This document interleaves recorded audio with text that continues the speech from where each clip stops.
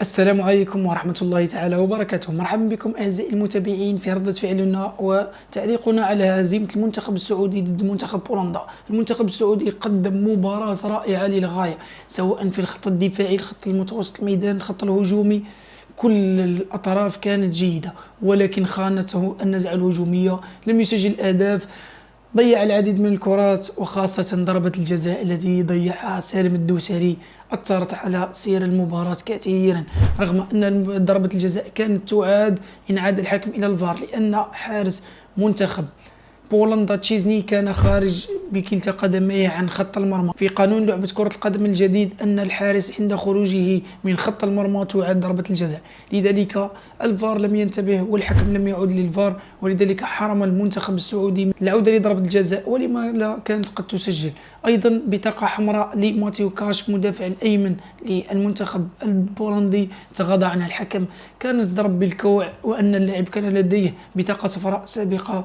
الحكم رفض العودة إلى الفار، ورفض أيضا إعطاء اللاعب بطاقة صفراء مباشرة، وحتى إن كانت هناك بطاقة حمراء مباشرة، لأن اللاعب قام بضرب المدافع السعودي ربما البريكان. المنتخب السعودي على العموم قدم مباراة كبيرة. المنتخب السعودي لم يقصى حقيقة، أبدعوا أمتعوا، مهارات، فنيات لعب مع بعض، أسلوب لعب، تكتيك. رونالد قدم لنا تحفة عن طريق المنتخب السعودي في هذه كأس العالم من نسخة قطر. المنتخب السعودي لم يقصى، المنتخب السعودي تبقت له آمال كبيرة، خصوصا بعد مشاهدتي لمباراة المنتخب الأرجنتيني الآن وفوزه ضد المنتخب المكسيكي. المنتخب المكسيكي منتخب منهار عن آخره. تاتا مارتينو مدرب المنتخب المكسيكي، رغم مطالب العديد والعديد من المشجعين والعديد من النقاد في المكسيك بإقالة تاتا مارتينو، ولكن الاتحادية المكسيكية أبقت على تاتا مارتينو، وشارك في المونديال ويقدم أسوأ مونديالات المكسيك.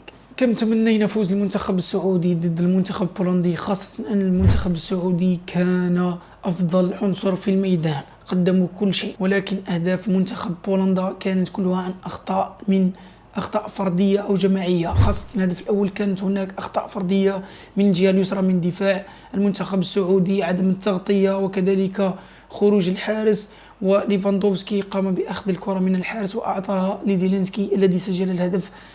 وأما الهدف الثاني الذي كان خطأ من متوسط ميدان المنتخب السعودي الذي فقد الكرة في وسط مرمى المنتخب السعودي، مما أدى إلى ليفاندوفسكي لتسجيل أول هدف في تاريخه في كأس العالم. هذا الهدف الذي أدى إلى خسارة المنتخب السعودي، ولم يحالفهم الحظ في هذه المباراة مثل ما حالفهم ضد المنتخب الأرجنتيني. الآن نشاهد بعض المقتطفات من مباراة المنتخب السعودي ضد نظيره البولندي. بداية المباراة والعويس أيضا قدم مباراة رائعة، وليس له أي مشاركة في الهدفين. كانو أيضا متوسط ميدان عالمي في هذه التسديدة، كان قريب من افتتاح التسجيل في الدقيقة 12 للمنتخب السعودي لولا تألق الحارس تشيزني. كانو ينصح فيه العديد بالاحتراف في الدوريات الأوروبية، لأنه يقدم في كأس عالم عالمية.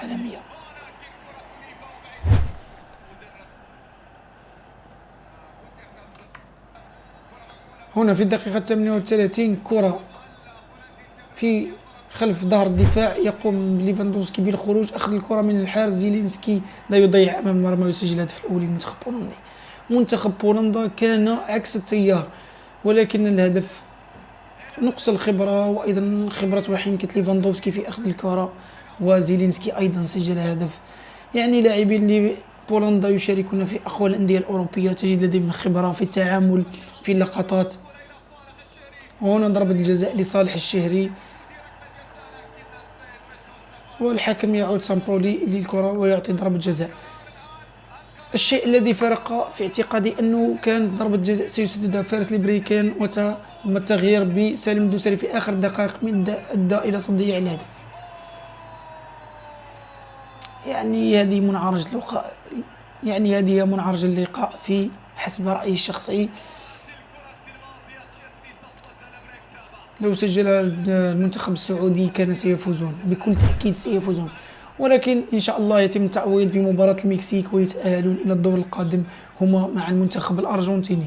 المنتخب الأرجنتيني أيضا سيفوز ضد بولندا.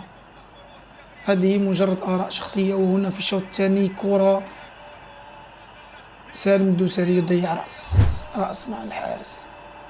المنتخب السعودي في الشوط الأول شارك في خطة 4-3-3، ولكن مع بداية الشوط الثاني تم خروج اللاعب متوسط الميدان فواز ودخول اللاعب نواف العابد الذي أصبح بطريقة لعب 4-2-3-1.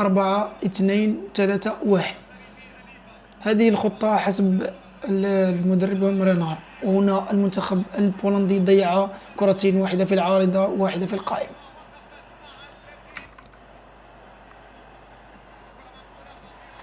وهنا الكرة الثانية في القائم، الأولى من ميليك والثانية من لافاندوفسكي.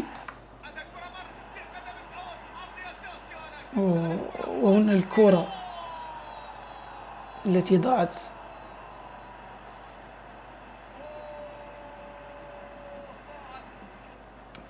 وهنا الخطأ الذي خسر به المنتخب السعودي بعد خطأ أمام ليفا لا يضيع أمام المرمى. والجميع يعرف قوة وحنكة هذا المهاجم، قوي جدا في برشلونة، لا يضيع الأهداف سواء في بايرن ميونخ سابقا. المنتخب السعودي كان يضغط ويضغط، ولكنه كان العنصر الأفضل.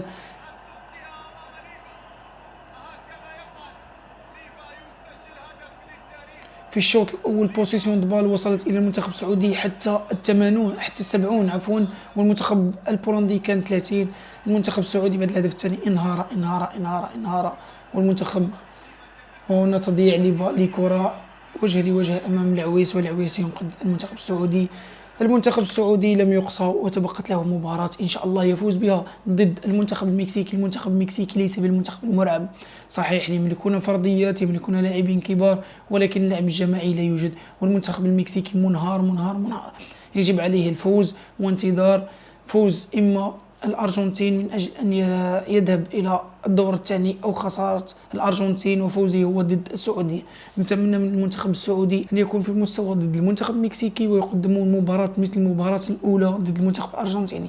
هذه المباراة المنتخب السعودي دخلوا بمعنويات مرتفعة، دخلوا بثقة أكبر، ثقة زائدة، ولكن في الشق الهجومي لم يسجلوا ولم يجسدوا الأهداف.